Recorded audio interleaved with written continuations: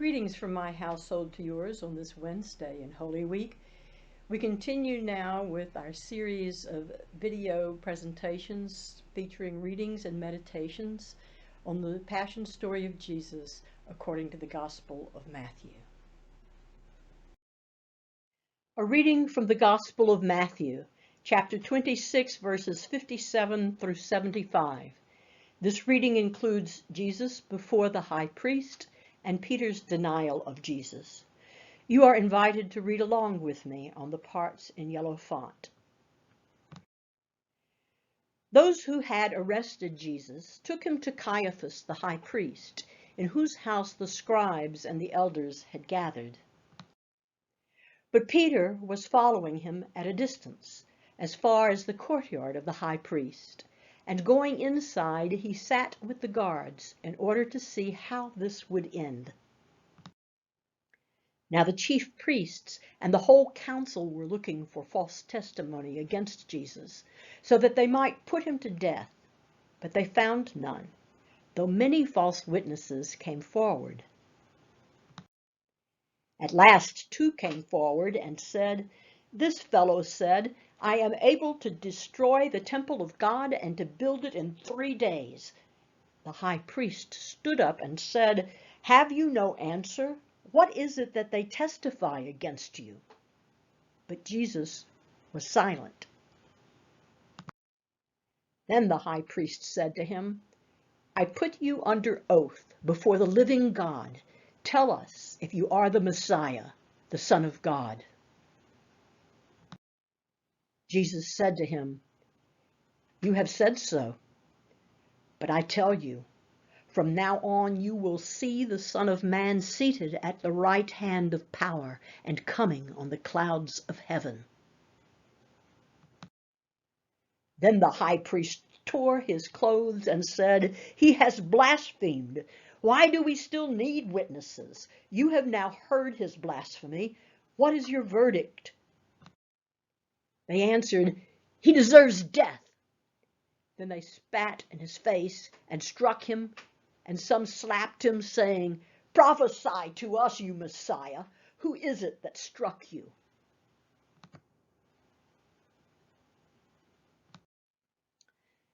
Now Peter was sitting outside in the courtyard. A servant girl came to him and said, 'You also were with Jesus the Galilean.' But he denied it before all of them, saying, 'I do not know what you are talking about.' When he went out to the porch, another servant girl saw him, and she said to the bystanders, 'This man was with Jesus of Nazareth.' Again he denied it with an oath, 'I do not know the man.' After a little while, the bystanders came up and said to Peter, 'Certainly you are also one of them, for your accent betrays you.'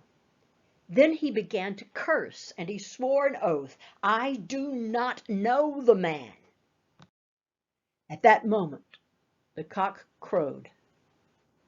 Then Peter remembered what Jesus had said, 'Before the cock crows, you will deny me 3 times.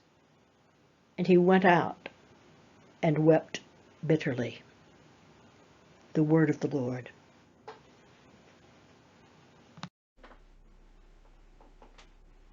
So before we continue with the question of who is Jesus to us, let's start with a different question.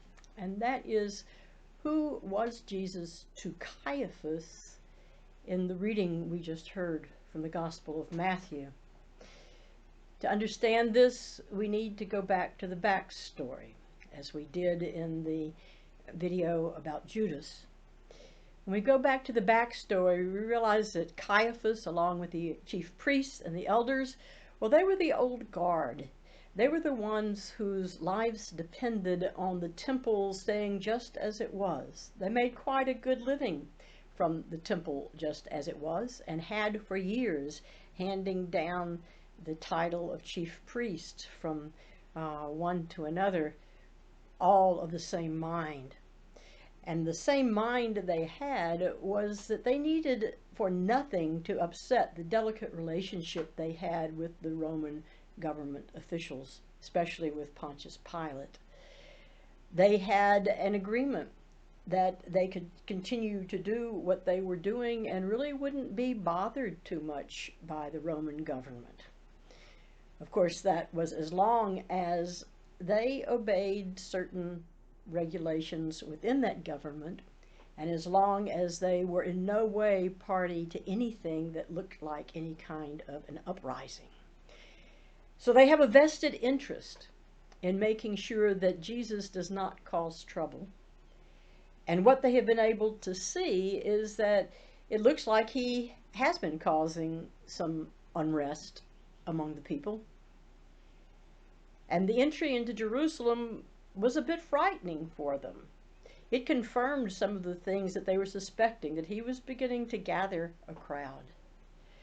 And so their vision, their focus, is completely on doing whatever it takes to get rid of Jesus. So that's who Jesus was to them, the person they needed to get rid of. But let's ask another question. Who is Jesus for them? Who is Jesus when he was faced with their false accusations? Who was Jesus when they asked him directly if he was the Messiah? Who Jesus was for them was the one who stood silent in front of their false accusations, letting them simply play those out however they would. And for them, Jesus is the one who answers truthfully when they ask him a direct question, "Are you the Messiah?" Of course, they didn't mean it as an honest question. They meant it as a trap. And Jesus probably knew that. But Jesus, for them, was the one who answered them honestly, even if they weren't going to hear what he had to say and take it seriously. He was the one who answered honestly, "You say so," because they had. Without knowing it, they had spoken the truth, even if their tunnel vision didn't allow them to see that truth. So who Jesus was for them was the one who stood before them affirming the truth and then letting them take that truth and do what they would with it.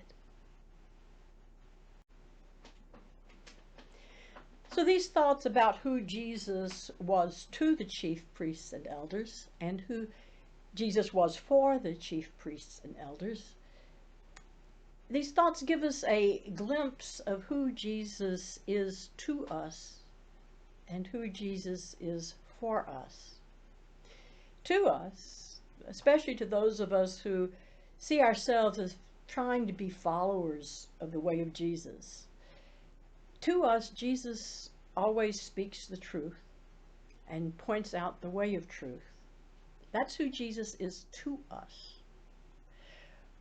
But the problem is we don't always want to see the truth that Jesus really speaks, nor do we always want to follow the way that Jesus always leads.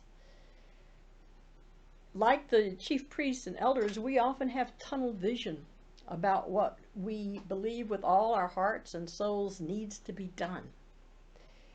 We start off thinking we already see the light, and anything that doesn't conform to the light as we see it just gets left out of the picture.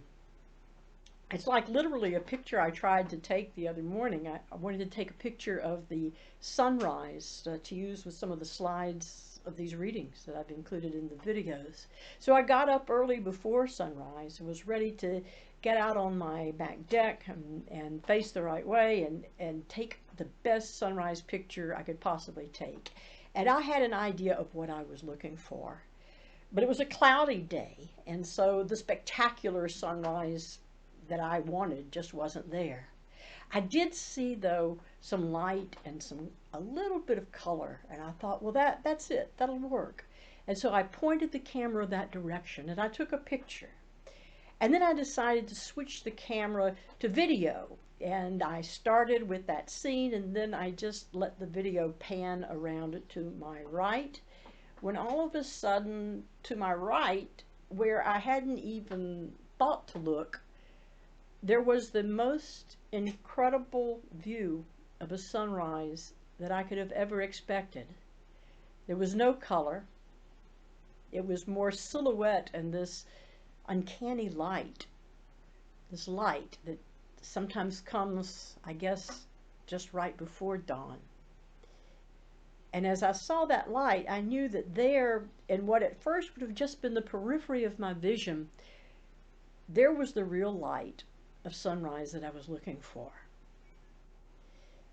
And that's the way Jesus speaks truth to us quite often, when our tunnel vision is keeping us from seeing the light that Jesus would show. The Jesus who is for us often comes in our peripheral vision, rather than at the point where we are so focused that we have entrapped ourselves. The way that Jesus speaks truth to us is often in a silence that calls us to a place where we stop making quite so much noise and simply listen. And the way Jesus leads us in the way is quite often by very subtly affirming little moves we make, little times we notice a light to be in a different direction and of a different type than we were expecting. So who is Jesus for us in this Wednesday's segment of the Passion story, and especially in that scene between Caiaphas and the other elders? Jesus, the Jesus we see here, this Jesus is the one who speaks the truth sometimes in silence and points the way sometimes on the periphery of our vision. Blessings for the week to come.